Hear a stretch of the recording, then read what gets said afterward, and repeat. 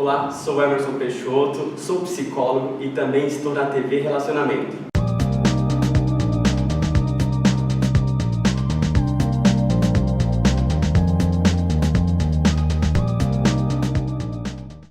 Olá, internautas, iniciamos mais um programa Gestão Executiva.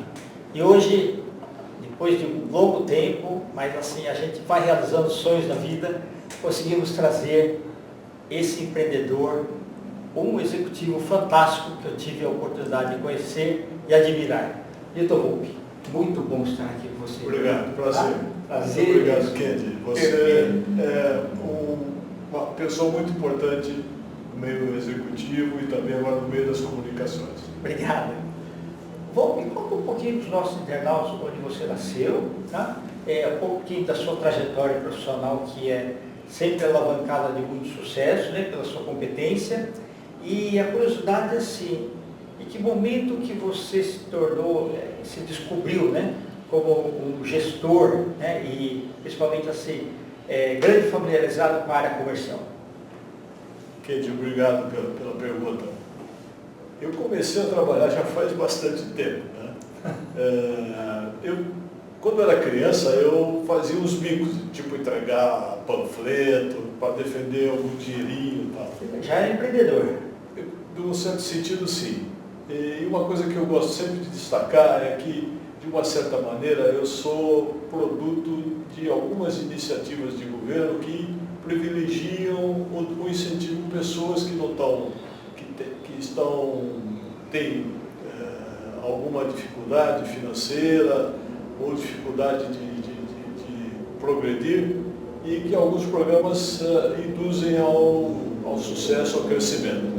A primeira coisa que eu sempre comento é que meu pai não tinha casa para morar, morava sempre de aluguel, e aí, em um determinado momento, conseguiu comprar uma casa porque havia o Instituto dos Bancários, na época não tinha só INSS, né?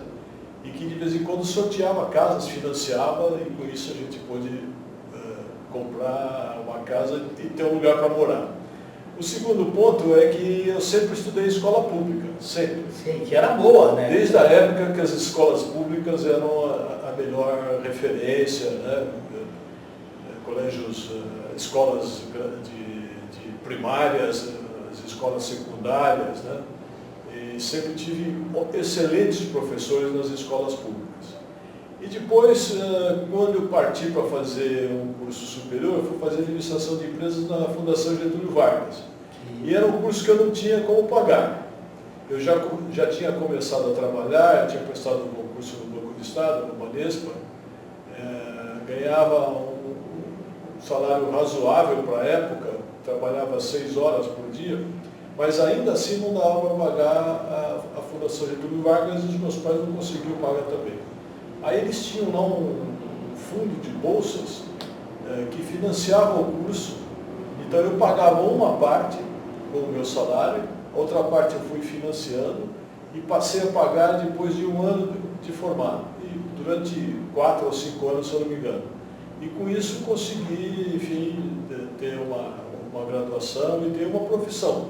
A partir daí eu fui ser administrador de empresas. Perfeito. Comecei a trabalhar sempre em áreas financeiras, trabalhei em bancos de desenvolvimento, banco de investimento, depois trabalhei numa empresa grande do governo do Estado de São Paulo, na Prodesp, sempre como financeiro. Lá eu era o superintendente de finanças. Daí eu fui trabalhar na Credit Card, trabalhar no Citibank, depois na American Express, ainda em áreas de controladoria e finanças. Na American Express, eu tive um convite para pular para a área comercial. Sim. E o primeiro projeto era lançar um cartão novo, onde eu tinha que montar uma equipe de mais ou menos 300 pessoas, que deveriam ser treinadas e sair pelo Brasil, fazendo um credenciamento de lojas e de estabelecimentos comerciais para aceitação dos cartões de crédito. Uma marca nova no mercado. Um desafio muito grande, né? Porque tinha prazo e era cobrança daquilo. E quando o desafio me foi dado, eu não tinha certeza que conseguiria cumprir. Mas aí, com muita persistência e necessidade de fazer as coisas acontecerem, e com incentivo da equipe, eu consegui realizar o projeto, conseguir me ver um vendedor a partir daí. Sentir conforto nessa atividade de propagar ideias, de treinar equipes, de buscar metas, conseguir resultados para a empresa. De lá para cá não saí mais da área comercial. Perfeito. E eu acho que uma coisa importante, assim, nós tivemos a oportunidade de trabalhar juntos na American Express, e que eu falo muitas vezes para os meus alunos assim, o entendimento do que é pedido depende da gente. Então, quando uma empresa normal fala, você tem uma meta a cumprir, né? Você tem, esses daqui são os seus objetivos, os seus metas, né? Quando a gente trabalhou lá, a meta ela vinha como gol, né? Certo? E o que é o gol?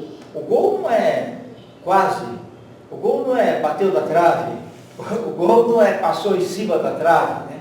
O gol é gol mesmo, né? De marcar. Então, eu até brincava com eles, falava assim, ó, se você pensar, em vez de meta, você pensar como gol, você fica mais assertivo.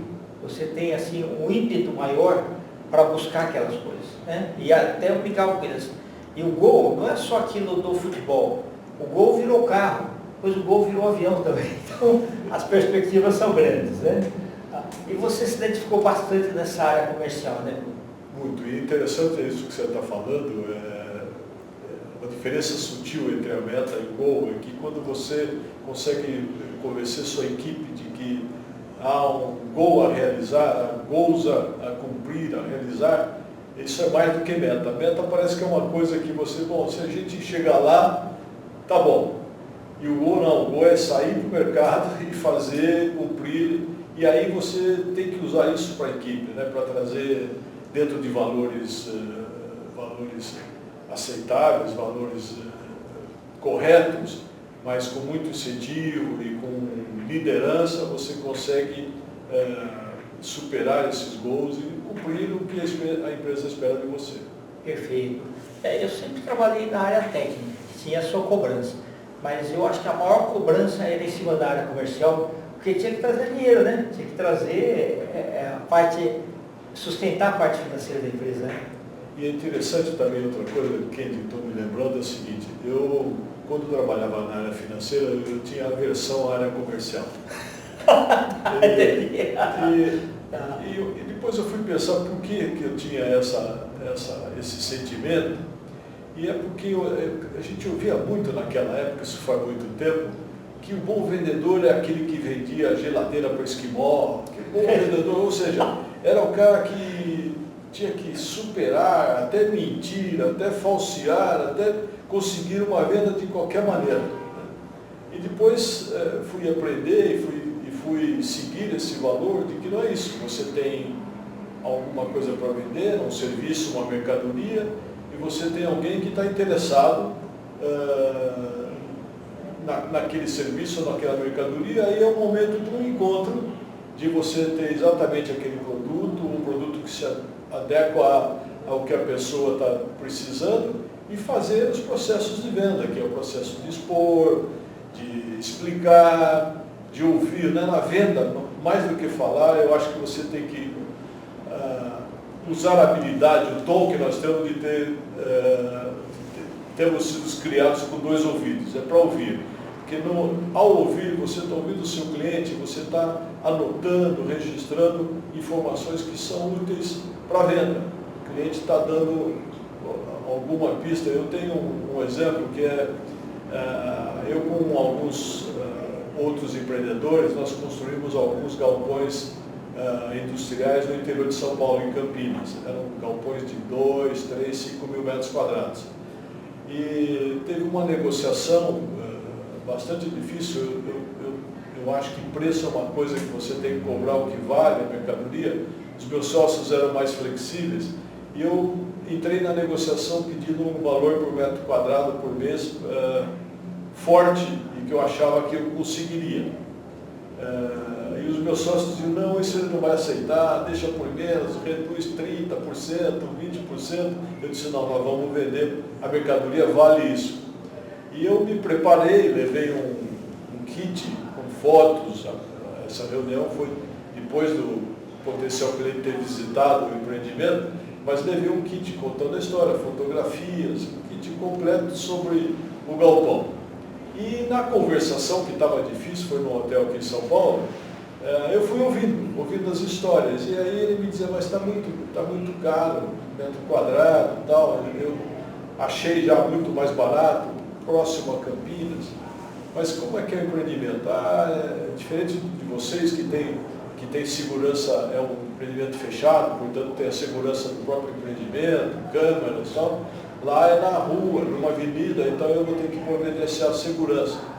Aí eu fiz uma conta rápida para ele. Bom, se segurança 24 horas, quantas pessoas você vai precisar? Divide por mês, divide por metro quadrado, aquilo já cobria um pouco da diferença que eu estava pedindo e que ele não queria aceitar. Argumentação adequada, né? Exato, ouvir e argumentar adequadamente. Aí outra informação importante, durante a conversa eu registrei que ele falou que ele estava, ele iria montar notebooks aqui no Brasil.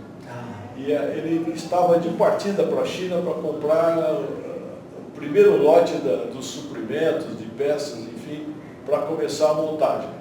Aí quando eu vi isso, eu disse, olha, vamos fechar nesse preço que eu estou te pedindo, você leva assim, esse deck aqui e vai mostrar para os seus fornecedores chineses a sede da sua nova empresa. Opa, perfeito! Ele não tinha nem sede ainda, ele estava negociando a primeira sede. Então, não foi um ato de ludibriar, foi um ato de buscar os valores adicionais que eu poderia colocar naquele serviço, na mercadoria, que para o cliente ele conseguia mensurar e falava, isso vale a pena. Maravilha. Então, em última análise, o que vale é a maneira como a gente apresenta, né? A argumentação correta e a pessoa assimilar aquilo como um valor agregado. Né? Sempre falando a verdade, né? Sim. E insisto, sempre ouvindo. E dá um suporte para ele, né? Exatamente.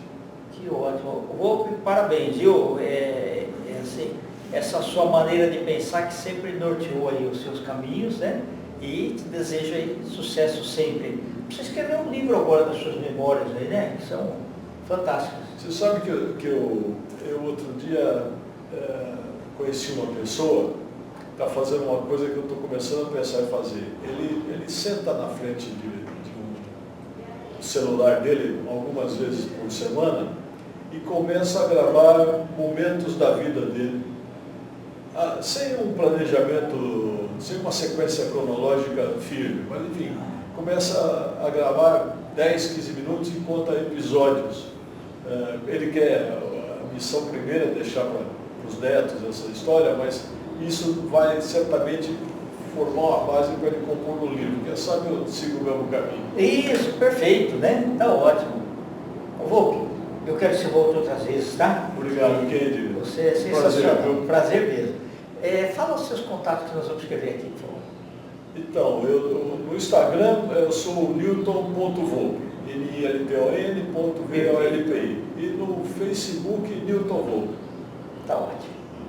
Internautas, que os agradecimentos então a esse fantástico profissional Newton Volpe. Nós finalizamos mais uma Gestão Executiva. Grande abraço e até a próxima.